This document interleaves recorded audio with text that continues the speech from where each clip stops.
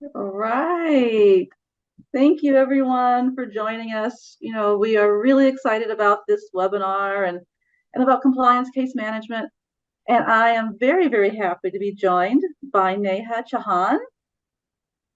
Hi, everyone. Good morning, good afternoon, and good evening to everyone. Quite excited to be here and talk about compliance case management solution. I work with ServiceNow on the product management side, mainly handling compliance cases and regulatory change management solutions. So looking forward to the session. It's going to be great. And Teresa Law, Director of Product Marketing, and have the joy of working with Neha on this product. So, we're going to go through a few slides. We're going to actually show you this in action. We're so excited. The reason we're here is because we have now released new applications on our ServiceNow store, compliance case management being one of them. But there actually are quite a few. For example, business continuity. Hopefully you caught that webinar. If you didn't, it's on the playlist, and you can get it. Third-party risk management, brand new interface, new product, although it's built and evolved from the original. So don't get worried if you've already got the original. This is just a bigger, better, brighter big brother. We just recently, last week, talked about risk management. We had lots of folks on. It was really interactive. It was a really great session. That is also up on the playlist. Today, we're talking about compliance case management.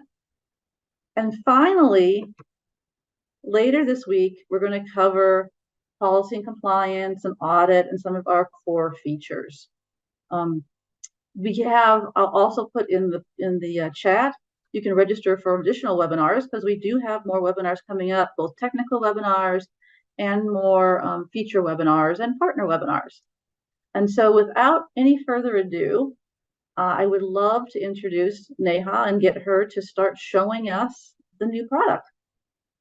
Neha, you can take it away. Thank you, Teresa. Let me quickly bring up my screen and we can get started. Fantastic. The link that I'm going to put in the chat for the registration will actually show you all upcoming webinars. So it gives you an opportunity to register for not just one, but also see what's happening and register for a few more. All right, Neha, I see your screen. All right, great. So once again, welcome everybody. Let me introduce you to our new product, which is compliance case management. So when we talk about compliance case management, it's primarily the compliance and ethics side of things, which means the things where the cost is getting incurred for being non-compliant or for not being able to report any such violations or occurrences or events which are encountered within the organization, leading to adverse effects, which can be in ways like regulatory actions or impacting the company's reputation, finance, or growth. We have seen in our day-to-day life many such examples. With this, the idea has been to be able to build an open door policies for employees to be able to reach out to the compliance team whenever there is a query or there's a violation encountered, and have the right team and address it in the right manner at the right time, being able to effectively have breaches identified, reported, and policies and regulations looked after in order to look for a companies or organizations from the good governance side of things. All of these scenarios can reach out to the compliance team or the compliance attention in various forms, like it can be a request, it can be an incident or an event, violation, policy complaints, and these needs to be looked into by the compliance team to avoid being non-compliant or avoid any such fines. Having said that, compliance case management for the Vancouver release has been broadly aiming at two areas, which is cases and requests. Like I said, cases being anything where a user or an employee encounters any violation or a policy complaint or an event which needs to be reported and brought to the compliance team attentions, and requests, the second category, being any inquiry or compliance related request being raised and needs addressed by the compliance team. Let's quickly look at some of the examples. So on the request side, an employee coming in and raising a request to the compliance team saying that he or she wants to engage with an external consultancy firm. That's a request being raised, or there is a policy update or a policy related inquiry which has been raised. So the employees can go in and reach out to the compliance team by raising a request, and the right team is getting, and it is getting addressed by the right team at the right time. Similarly, on the cases front, there can be a case of manipulation of, say, confidential business information, which is directly getting raised as the compliance case, or there can be, say, a hardware failure which is initially getting identified as an IT incident, but later point in time, there is a compliance angle to it. So the compliance case team comes in and looks into from the policy regulation side of things. Similarly, there can be a HR case of discrimination, which is initially getting raised as to the HR team, and based on the analysis, gets routed to the compliance team to look in from the compliance side of things. To begin with, we'll look one by one on what. Yes. Can I ask one question, but good to up front. Just to set when people are trying to get their heads around, what exactly is compliance case management compared to other things? What's the difference between issue triage and compliance case? Yeah. Are the employees supposed to raise an issue triage in case of a negative finding? So that's an interesting question. So when we talk about compliance cases, it's mainly things where you want to look at it holistically from a compliance angle of what are those regulations which have got violated, what are those regulations which have been impacted, and also ensuring that these regulations which have got policies which are getting impacted or getting violated gets reported to the right team or the right regulators within the right point in time, rather than later in time and having those regulatory fines or penalties being imposed. Okay, and so case versus issue versus event. Yeah.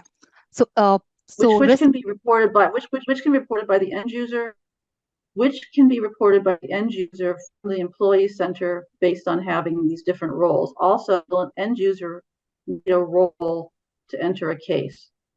So end users can report compliance cases directly from the employee center. And these are light operators. These can be business users who can come in and go into the application and report these cases from the employee center. Okay. Okay. I think that covers that. You're breaking up a little bit, so we might want to. I'll flag you if it seems like you're going to break up. If you're breaking up a lot more, but I think absolutely. you're sounding pretty good now. Okay. All right. So we'll look at cases and requests one by one. To begin with, let's look at what is the out-of-the-box offering for compliance cases. What is the workflow from the practitioner side, the compliance case team side, how it looks. So like I said, employees can go in and from the employee center raise a compliance case, or there are even APIs available for integrations with Better Together ServiceNow solutions or any third-party solution. From any of these ways, currently with Vancouver release, employees can go in and report their cases. Once the case has been reported, say a discrimination case has been reported, it comes and gets seated with the compliance case team, where the compliance case team analyzes or triages this case, performs its investigations, assessments, in the process identifying what was impacted and what were the related areas, such as the policies or the regulations or the users, locations, what got impacted during because of this event or a case which was reported. Also gathering evidences and observations by collaborating with various other stakeholders and team members from different teams by the mechanism of case tasks. Once these investigations and assessments and all this initial analysis regarding their case reported has been captured, the team can then initiate remediation and preventive measures, and also track the regulations which were violated to ensure that whether they have met their lodgement or not, or they have been violated. Once all of this has been analyzed and captured, that you can move on to ensuring or analyzing what was the cause of the case encountered and what were the various consequences from this cause, and on the process in the cycle of this, identify what was the issues related to the impacted areas and ensure that these are eradicated. So on the whole, from out of the box, this is the workflow. This is the what a practitioner sees and handles or works on a compliance case. From an admin perspective, the compliance case management solution has been built highly configurable. So the admin capability enables one to categorize your cases by defining case types, which is basically on the nature of the case. For example, if there is a case of nature, financial nature, or if there is a case of data related nature, you can basically categorize you can define case types and categorize the entire cases being reported based on these case types. Once these case types have been defined, and which enables you to categorize your cases, it can be closely tied to to a dedicated workflow, or further be categorized into subtypes, or have a dedicated or a view of a form. Basically, if it's a financial fraud kind of a category, then you can hide or show certain fields and control what a user views when a certain case of a type has been raised. Similarly, you can tag a default assignment group when a case is being raised of a certain nature, so that whenever that particular case of a nature has been reported, there is a particular group that gets notified and that gets assigned to that case automatically. So this is on the admin side. We'll quickly get into the application and see how the application front looks like for the compliance cases. I've got a couple of questions. Maybe Yeah. maybe I can ask them quickly now. Um, and I think I'm the one breaking up, so I apologize to everyone if that's the case. Can an employee report anonymously?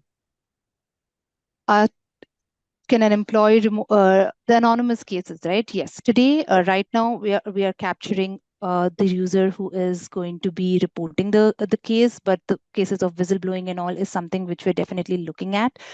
But it's something which can be built from the customer side if needed. It's there on the system front, but right now we can see it on the who reports the case. Okay, I've got a couple more questions for you. Yeah. Do the compliance triage team need to transfer the case to an issue to remediate it? So that actually depends on the process which one needs to follow. From the system, it's not a mandate, but if it's a process which is getting followed at a particular organization, yes, you can do that. Two more. Is there a matrix on when you have an end user enter an issue, report a risk event, or submit a case? It still seems redundant to other options already in existence. What are we missing? Yeah, so when it comes to risk events, it's basically when you're looking at an event from a financial or non-financial losses perspective. And then when we come into the cases side of things, it's mostly from the compliance side of things. But if one needs, you can always build a catalog on the employee center, and there are APIs readily available to then reroute these, this the reported case or an event into the right bucket based on the business logic setup. So if you're looking for a financial side of things, you can put in those logics with the help of the APIs already in place to categorize this through the backend side.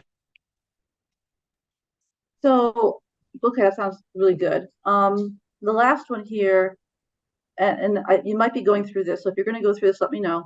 What are the roles and responsibilities for case categories, and how is the category definition, which fields are used? Okay, so I will cover that when that's a good question, and that's primarily where the admin capability lies. So I'm going to be covering that in a bit, and it'll help you understand that better. Awesome. All right, that's all for now.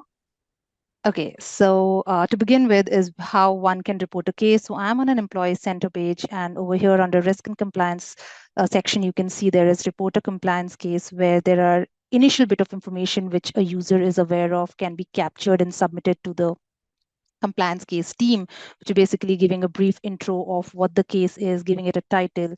And case type is a field which helps one categorize it. So this is something which can be set up as a prerequisite, pre-setup before you start using the application. From out of the box, we are putting one case, which is a generic case of compliance cases, but you can have your own case types defined, and whatever is being defined at the admin setup level will appear over here as drop-down values. So you can say compliance cases, like for example, we have used compliance cases as one of the case types, and then we have further categorized everything under sub case types, like there is antitrust and competition, there's employee frauds, there is fraud, financial fraud, and etc. So I'm just going to take one as an example. You can use these are the two fields which substitute to your categorization of the cases based on the nature of its occurrence.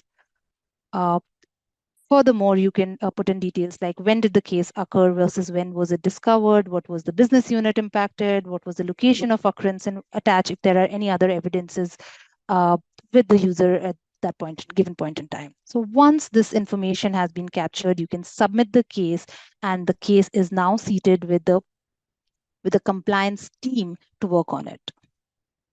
So I'm going to quickly move on to, I've logged in as a compliance case manager, and under the compliance workspace, the first icon over here, the shield icon, helps you launch the compliance case management landing page.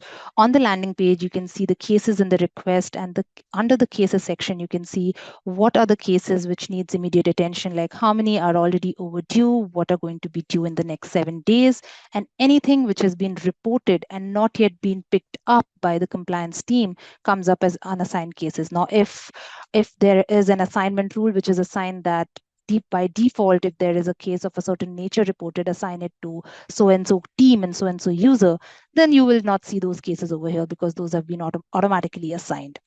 Furthermore, you can further have a view of a highlighted view of cases by its state, by whether there has been a breach encountered or not, what was the priority of the case, what is the business unit impacted, or what were the locations, similarly by the primary causes of the case, and also have a quick glance of how many cases were opened or closed in the last 12 months. So this is a time graph which gives you a quick glance at when was the peak of cases coming in, rise in the number of cases coming in versus when were they closed. You can get a quick glance of that over here. Further down, you can also see what were the issues that were identified during the case life cycle, and all of those issues will be showcased here. Also, if there are cases which are coming in or getting reported to the compliance team offline, like for example, on a verbal basis or on a telephonic call, then the compliance team can, or an email, for example, the compliance case team can also come and report this directly from the workspace over here and capture on behalf of whom these cases are getting reported.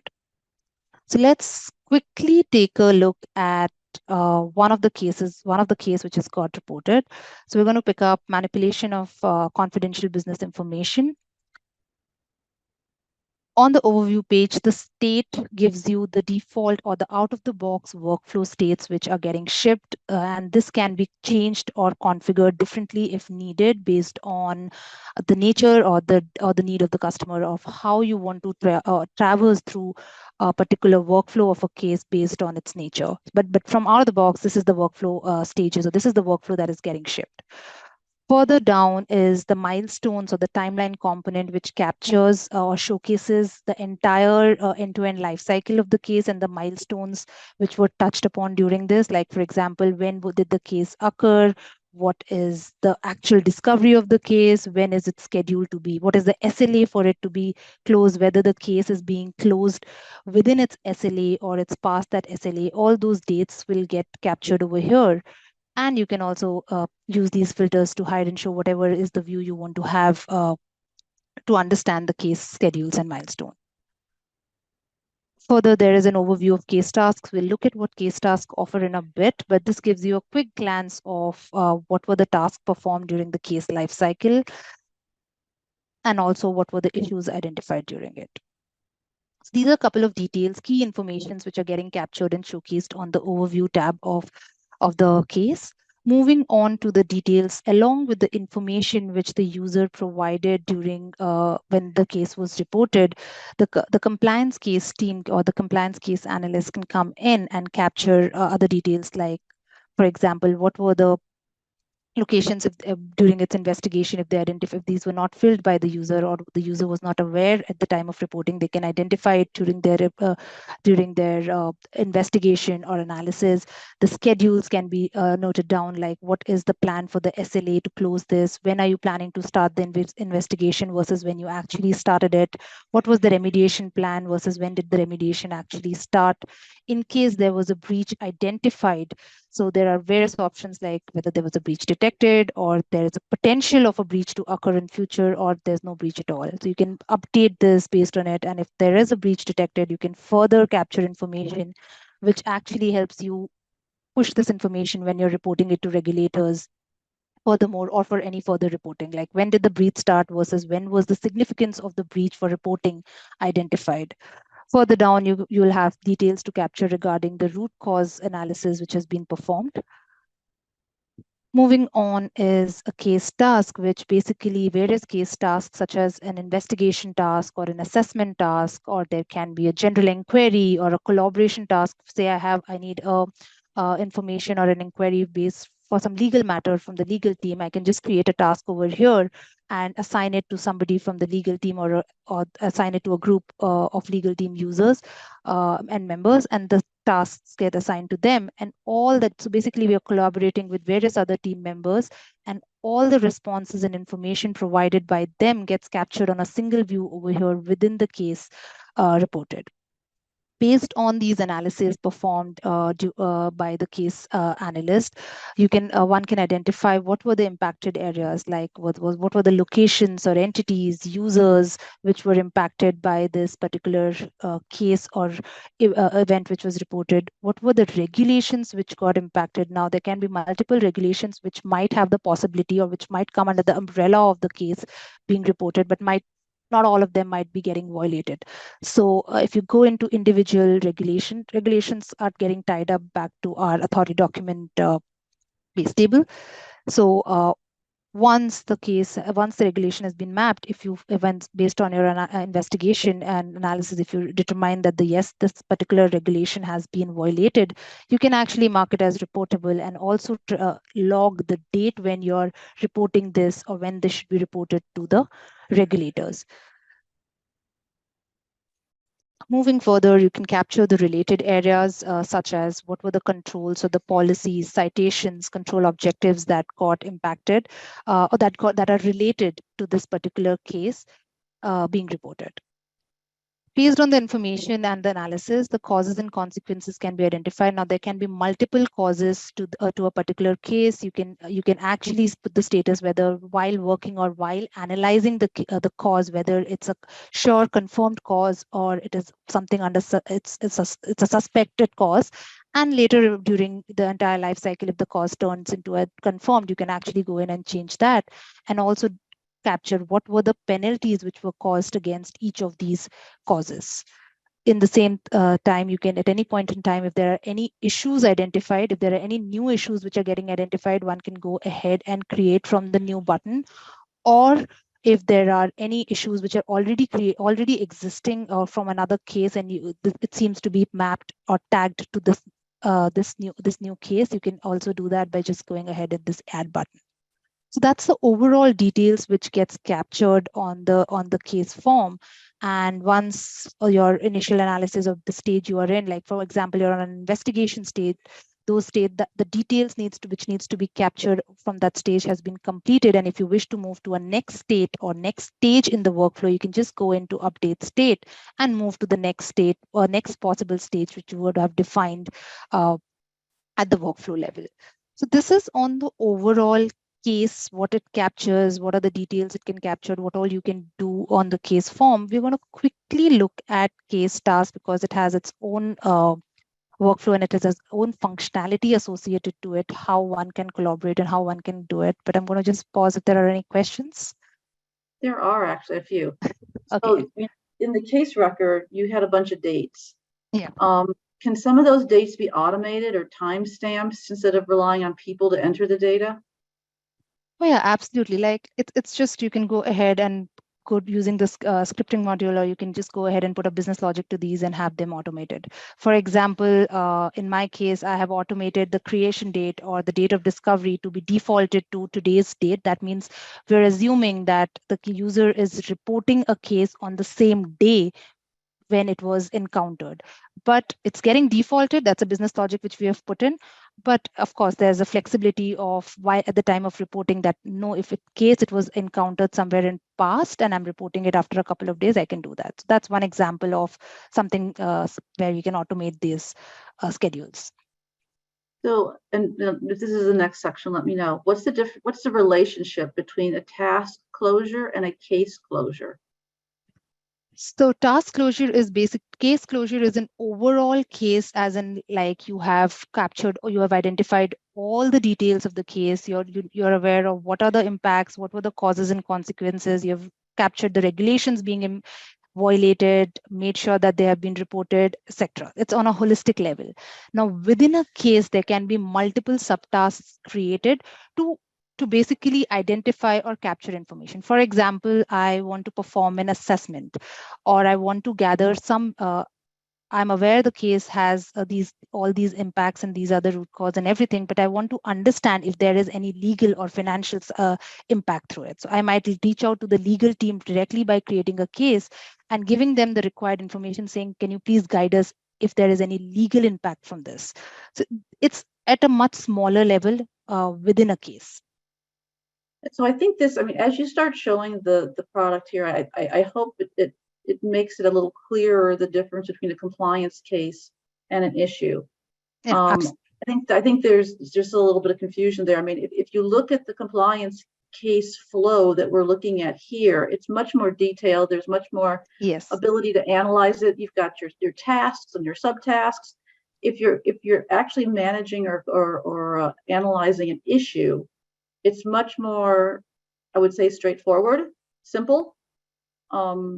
You can have tasks associated with it, but you don't have the ability to have the level of rigor that you have with compliance, the compliance case. Yeah, so issue is much more on a generic level where you can raise it anything and everything which you identify within the system. Compliance cases is specifically when there is a compliance angle to it, when there is a compliance being the area of being non-compliant or being hit by violating regulations and the penalties you face by violating those. So we capture all those angles around it. That's why you'll see case task, or you'll see what were the regulations, details around the regulations being impacted, what citations, what sections or what citations are coming part of those regulations being violated. All those things come into the picture here. Would you have both a compliance? Would somebody open both a compliance case and an issue? It depends. It depends on the situation.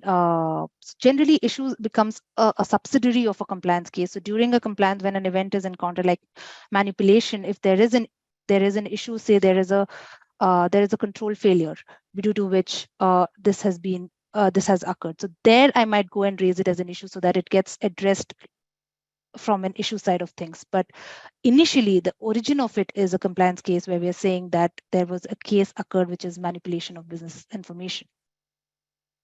Are there any out-of-the-box access roles or groups that are required for this particular application? So compliance case, there are primarily three personas which is coming. One is the compliance case admin, then there is compliance case manager, and then there is a compliance case analyst. Okay. There's a couple more questions that I think you might be able to answer them as you're going along. I'll tell you what they are, and then you can kind of let me know if you're going to be answering them or not. You mentioned ethics. How are ethics violations handled, and confidential investigations, and are compliance related to risks? And if yes, how are these associated or linked? So, confidential investigations, ethics violations, and then risks. Yeah. So on the way, I can address one by one, and in the interest of time, probably I can do that.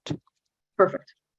So I think the first question was on the confidentiality part of it. So there is already an ACL level confidentiality which comes as to who can view the cases being raised. It is limited to the team or a particular role who is assigned to this particular particular case. So for example, only users part of a compliance case team, only analysts who are part of this will be able to view the cases which have been reported, not everybody. So that way it maintains its integrity and security. To the rest of the questions that will come along the way, or probably we can take it towards the end, Teresa. Perfect. Perfect. Okay. So on the cases front, we have seen that, like I mentioned, that there can be various kind of cases created from out of the box. A few examples of case type, a few categorizations to just give an idea of what kind of case task one can create is like, I can have an investigation task, I can have an assessment, and others is just a category for maybe you can have inquiries or you can have legal guidance tasks, etc. So I'm going to look at assessment because it has a workflow, further workflow down. So on an assessment task, you can actually tag an assessment template, which is basically a predefined set of questions. If for example, for a particular nature of a case, if there's a data related case or there is an employment fraud related case which is getting reported, and you have a predefined set of questions which for every case getting reported, you would want that to be addressed. Or there is a client impact case where there is a data loss, you want to always have those addressed with respect to a case of that particular nature. One can actually predefine those and have an assessment either automatically. You can also have a logic to just go ahead and automatically trigger those. It's just a configuration business logic which you can set up. You can just have that automatically triggered, or you can actually go and manually create it on need basis. So for example, I'm just going to select any one of them, say it's a client impact and client loss, or a remediation action or rectification plan assessment which I want to do. And I can map who is the group or who is the user who's going to be working on it. If I'm not aware of the user, I can just map it to a group and it gets assigned to all of them, and any one of them can work on it. But if I'm aware of who the user is, I can put it on that user, define a due date so that it gets addressed within that due date, and trigger it to the user. So I'm going to just pick one of an assessment which has already been triggered. So let me quickly go here on the employee center to a user where the case task has already been triggered. So as part of the demo, we had triggered one assessment task, and we're going to quickly look at that. So over here, we'll just take a look at financial breach assessment as something which we want to understand and take an assessment on. So this I have assigned it to one of the user, and the user can just go in and accept the work. So if there are multiple users it is assigned, then whoever accepts this first owns the task. But in case if it is assigned to one particular user, and at this point in time you wish to reassign this, you can just go ahead and click on this reassign button, and the case task owner can be assigned to a new user. Also, let's accept this work and move forward. Like, just give me a moment. Yeah. So once the case task has been accepted, I can actually take an assessment. And while I do that, there can be multiple bunch of questions, but I can go ahead and say I'm aware, or based on my availability, I was able to only answer a couple of them, or I was aware of only few of them and I wanted to collaborate, or I want someone else to address those. So I can fill the ones which I'm aware of and save this and then later reassign it. So over here, there's the two ways of reassigning it. One, before beginning or before even accepting the task, I said I want to reassign it. And the second scenario is where I've taken half the assessment which I was aware of, and due to various reasons, unavailability or not being aware of those responses, I can reassign. So when you reassign in the second scenario, what happens is, I'm going to quickly take a look at a task which has got reassigned. The answers which was given by the previous users gets copy forwarded to the next user. Now the next user will have the capability to either retain those answers or change or modify those. So over here, this was one of the assessment which was addressed by another user. And when it has been reassigned to a different user, we see that all the answers which was provided by the previous users are captured, but this user has the capability to modify those or keep them same. And once all the answers have been completed, whatever you mark as mandatory, non-mandatory, all that comes with the assessment template capabilities of the platform, you can actually fill this and submit this. So once the case task or the assessment has been completed, you can mark the case as case task is completed. It goes back to the case task owner, and the case task it goes back to the case analyst. The case analyst can review it and close the tasks. That is on the case tasks. Moving forward would be on the request side of things. So I'm just going to quickly move on to the second category, where we are talking about compliance requests. So one can go in and raise compliance requests. For example, like we said, there's an engagement related to an external consultancy. There's a query related to this, or there is a policy update which needs to be done. So there is a compliance request being raised from the employee center. Once the request has been raised, it gets seated with the compliance team, where the compliance request analyst validates if it is a compliance request, identifies who are the team members who are going to be working on it, then moving on to identifying what were the policies or controls regarding the request which has been mapped, identify those, map them to the request which has been raised, and take it through the approval cycle if needed, where the approver can either reject or approve the request being raised. Now, this is basically an approval based workflow. Also, if say basically there's a straightaway query which has been raised to the compliance team, in that case where there's no approval needed, the compliance request analyst can directly address what has been asked or inquired and close the request without basically an auto approval, without going through an additional approval cycle for it. Similarly, like the compliance cases side of things, there is an admin configurability which comes up. You can configure or categorize your request based on its nature. Say it's a policy update or it's an inquiry. You can have those request types created, tag a state model or a workflow to it, have subtypes, further subcategorize your request types, have a form view, and have an assignment rules. But also, in addition to this, since there is an approval flow from the form designer, you can actually configure whether you want to go within any, all, or the percentage of the users to approve it. From out of the box, it has been configured to any approvers. So any one of the approver can approve it, but if needed, one can go ahead and change this from the form designer. Let's quickly look at from the application side how one can raise. So just like how we saw on cases being raised, let's quickly look at compliance. Let me just navigate to Employee Center and how requests can be reported.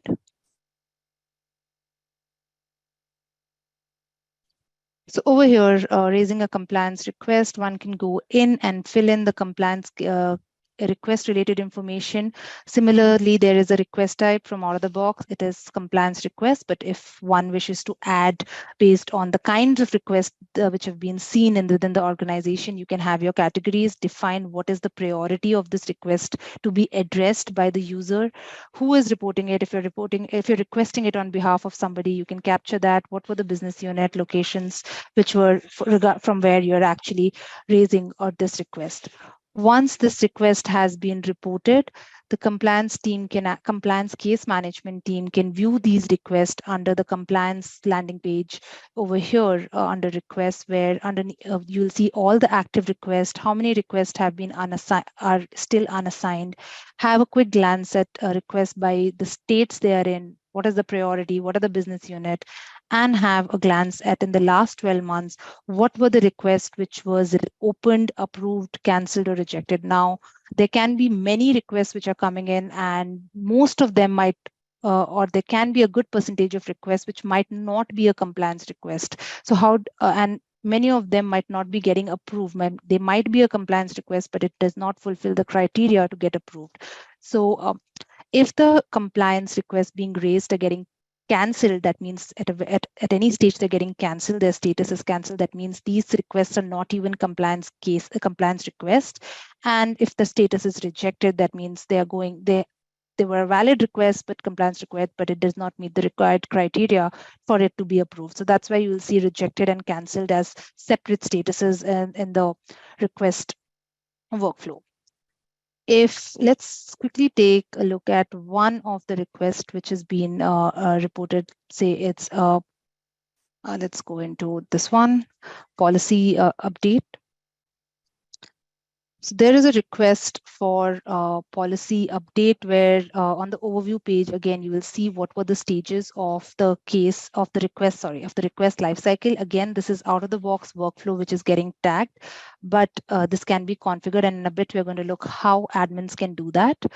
On the details tab, the details which were captured or provided by the requester, those can be seen, but the request analyst can start working on it, capture what were the related areas to this. If there are any policies or any controls which needs to be tagged for the reference or for the approver to be aware of, then those can be captured.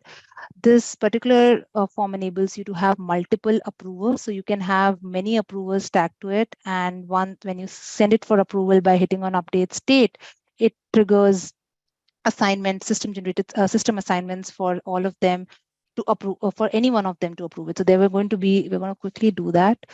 So let's update this.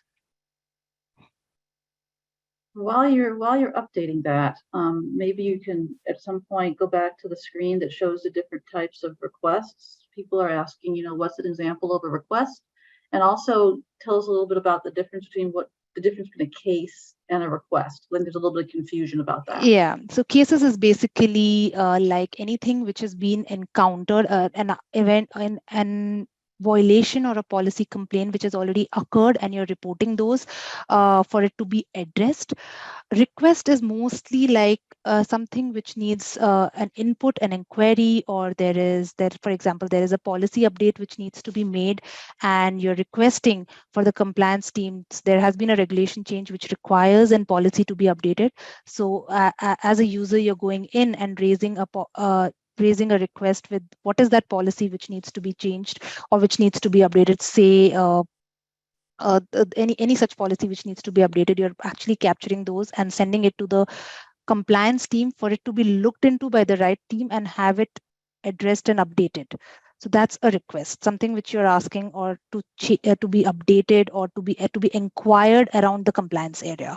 Whereas cases is something which has already occurred and you're just reporting those for it to be looked into, root analysis to be done so that it does not happen again. Some of the examples, like I said, is I want to start a secondary job. Am I allowed to start a secondary job? That can be one of the inquiry which I'm making. Or there is, like I said, there is a need of a policy update based on a regulation change. So I'm raising it as a compliance request for the compliance team to have a look at it. So these are some examples. Great, thanks. Okay, so I have moved into the next state and I'm just going to go ahead and send it to awaiting approval.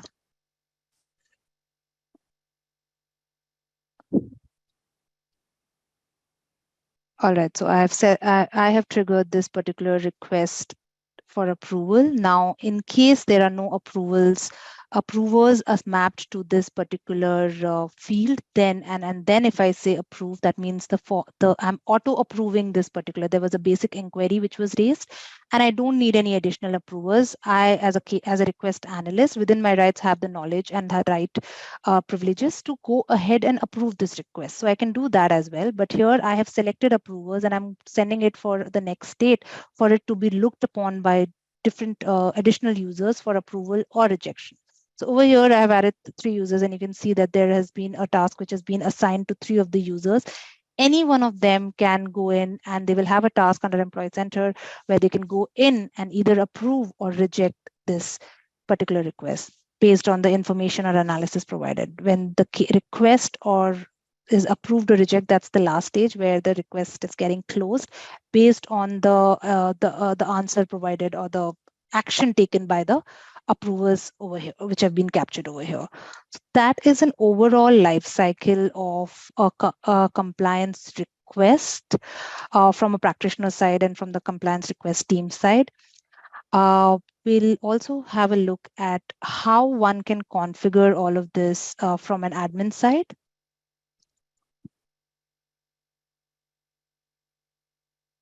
So from here, if I just say case type, So under compliance case management case types, you can see that the default case, which is getting shipped from out of the box, is compliance cases is over here. You can go ahead and create your own new case types. And within the case type, basically it gets defaulted to the table where it's going to be, where the cases are going to get seated. And similarly, there it's going to be for requests. So over here, you can capture what is the state model, that is what is the workflow. This is something which you can define as one of the steps. What is the workflow? I'm going to look into it in a bit. And then if there are any assessment templates. So for example, I can have multiple assessment templates depending upon the number of cases coming in. But out of those 10 or 20 assessment templates or the questionnaires which have been set for this particular case type, for example, for this data-driven or employment-related fraud case type, there are only 2 or 3 templates which I want to associate. So whatever templates out of the bundle which gets associated at the case type level, when a case is reported of that particular nature, one will see only those assessment templates out of the lot. So it does not show you the entire 20 assessment templates which are created. It will only show what has been mapped. It'll only work and show only what has been mapped to that particular case type. Similarly, you can, So there are some assessments out of the box, right? Yes. So by default, Okay. we're just shipping as data, like a demo data kind of thing, so a couple of sample assessments. Yeah. But they're also customizable. So you could always customize those, but you could also create your own and then associate those. Absolutely. Absolutely. You can go ahead and create your own assessment templates with the set of questions and how they need to be answered. Perfect. Thanks. All right. So further, you can have subtypes, that is further categorize your cases and then define the view rule. View rule is basically what is that you're going to see on the form. You can show and hide fields based on the case type. So you can define all of those form setting, tab settings. What is that you see over there on the UI? And then the assignment rule, basically, who is this case? When a case of a particular nature is getting assigned, getting created, whom is it getting assigned to? So those are the things on the case type level. Let's quickly look at what all you can do at a state model level. So let's quickly open one of the state models which we have created. So state model is basically, like we say, the states, the workflow through which a compliance case of that particular nature is going to traverse through. So you can map what all stages this particular case will traverse through within a state model. And within each of the state, one can go ahead and define what is that state going to look like on the stepper component. Is it going to be a node or is it going to be a sublevel? When I say that, for example, there can be various stages of close, right? Like I can approve disclose, even rejected disclose. That means I'm not able to, once these actions are performed, there's nothing further happening to the case. The case is considered closed, whether you're canceling it. So the parent state of the case is still closed, but actual action which is getting performed is either approved or rejected or canceled. So you can actually define those that, okay, over here, my node is going to be the closed state, but my sub level of those is going to be the action which is actually getting performed, like whether it's getting canceled or whether it's getting approved or rejected. So those can be defined here. And also, what state one can move to, whether one step forward or what are the steps you can move forward or backward from that particular state. For example, from new, I can either cancel a particular case or I can move to the next state, which is triage. Now, when we say you can move to a particular state, you need to also define what can be the exit or the entry criteria. Like, for example, when I'm canceling a case, I don't need any of the fields to be mandatory, except maybe there's a field which says observations or reasons as to why you're marking this as cancelled, right? But when I'm moving to a triage phase, or I'm moving to an investigation state, it's must for me to have an analyst or a due date or an SLA defined by the manager for that particular case. So you can define all of those business logics over here for the exit and entry states criteria for that particular states. So this is overall what all a state model comprises of. It comprises of what are the overall end-to-end states a workflow is going to have. what will be its to and fro states from a particular stage you're in. From new, what are the stages you can move to, and then when you're moving to those stages, what are the validations one might want to bring in. All this gets bundled and becomes something called as a workflow. And when you move, and this is what gets tagged to the case type. So when a case of that particular nature, say for example data or employment fraud kind of a nature of a case has been reported, that the workflow which gets tagged to the case type is what the case is going to follow in its life cycle. So that's the workflow which is going to get followed. So over here we have a workflow for compliance case model, so that gets followed. Similarly, it's going to be for request type. So if you just go over here and say request types. As part of the workflow, we've got a couple questions about whether you convert a request into a case or vice versa. Is that something you could do as part of the workflow? That's an interesting question. Actually, that's something which we are still evaluating. That's something which we have heard, and we are evaluating on how we can bring that into the application. But today, no. Okay. But Well, if so, what you can. So I would say, I would say what one can do. Not automatically, that can't happen today, but you can always go back and relate the request from where you can open a case and relate that request, saying that from here have a related area with the request, and say that from here this particular case came in. Okay. Okay. Go ahead. I've got a few more questions, but I want to let you finish showing the admin side here. Okay, so on the compliance request side of things, again, you can go ahead and define, have your requests created, inquiries, policy updates, etc. That if you can see, there's a different table on which this gets seated, which gets defaulted over here. And then you can have your state model tagged to it. For requests, there are no assessments associated. There's no concept of assessments. There's only the workflow which comes in, and then you can have your subtypes and what are the view rules and assignment rules which needs to get tagged to it.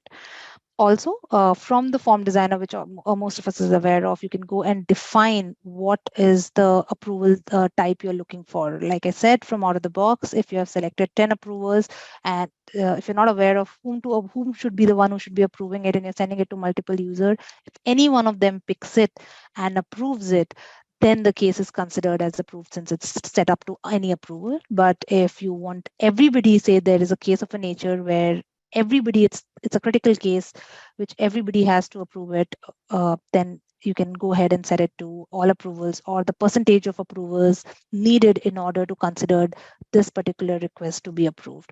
So that is something which you can do from the flow designer. So that's an overall picture. Before I stop, I just want to add that on the compliance workspace, we have got a flavor of compliance cases.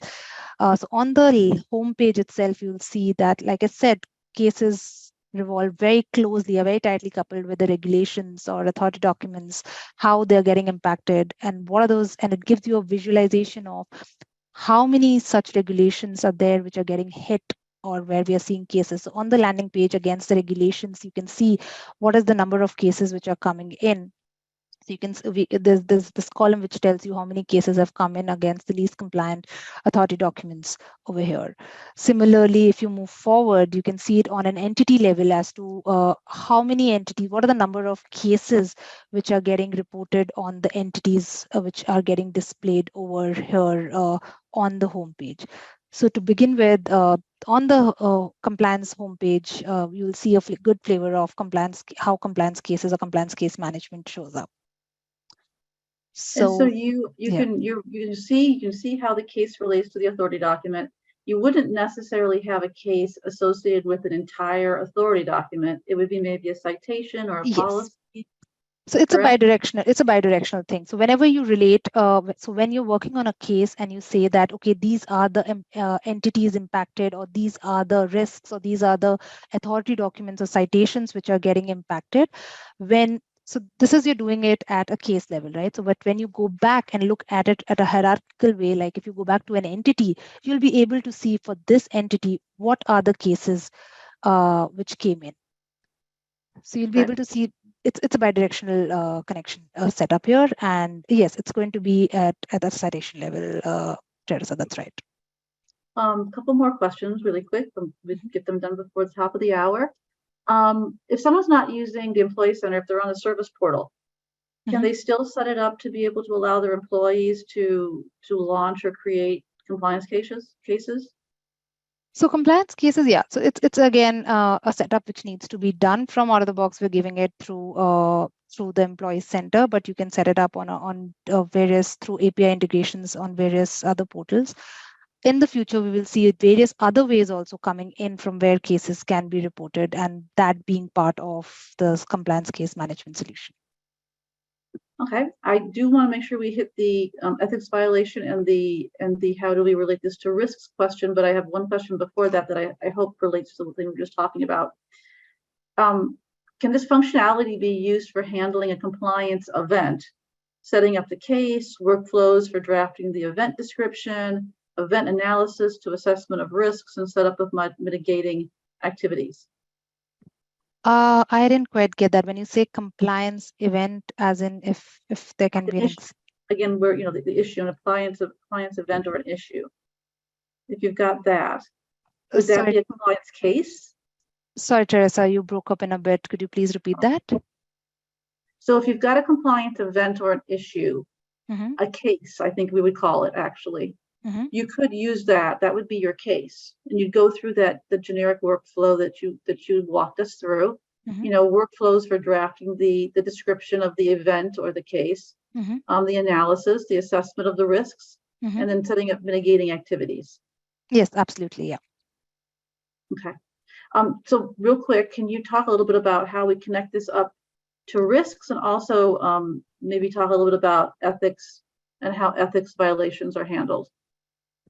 So again, any form of violation which you're talking about is again your categorization of your cases which have been reported, right? So from out of the box, this is the workflow which we identified as which goes for generic cases being reported. But if you're talking about a particular nature, then it is purely on the organization or individual basis of how you want to set that workflow as to how you want to traverse that through different stages. We have seen cases or examples where there are case types of gifts declaration kind of case types being created, and that being captured, or that has its own workflow associated to it. So it differs based on how one organization wants to capture it. It can vary in maybe there is no investigation stage. There is altogether different workflow stages which needs to be captured. So it will vary based on that. So it's basically a case. They're all cases. Yeah. We have different workflows associated with each of the cases potentially, and you can define that workflow. So absolutely, it is customizable or configurable. Yes. Configurable for each customer and their particular unique needs. And then as far as risks, how would how would a compliance case then trigger a risk to show up on the risk dashboard? So again, so since the beauty is everything is on the same platform, there's the right logics and APIs available. It's just that you can just go ahead and integrate. So for example, I can just quickly show. So like I said, authority documents as an example, right? So under impacted, if you're saying risk is something which needs to be related, or you want to show up on the risk under a risk that these were the cases which came in, you can just go ahead and have them under related or impacted area. Like we have configured controls, policies, etc.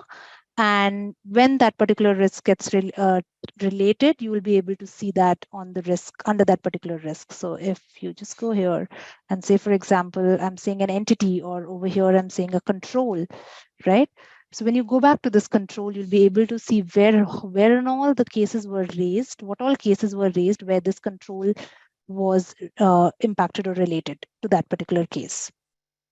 That could then trigger the risk.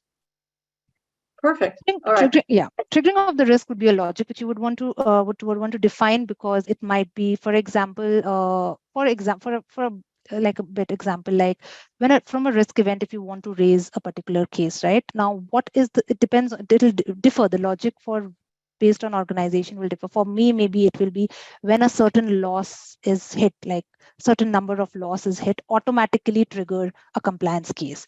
So that is, again, a business logic which can be easily set up in the application, which will automatically trigger a compliance case, and vice versa, actually.